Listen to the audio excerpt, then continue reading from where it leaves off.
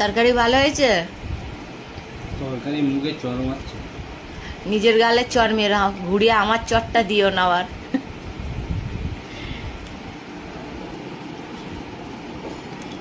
Tilapia মাছের ঝোল। আর এটা কি বলো তো? কমেন্টে বল। এটা কমেন্টে বলবো না। এটা আমিও মানে বুঝতে পারছি না এটা কি। এটা কি ভেজেছো গো তুমি?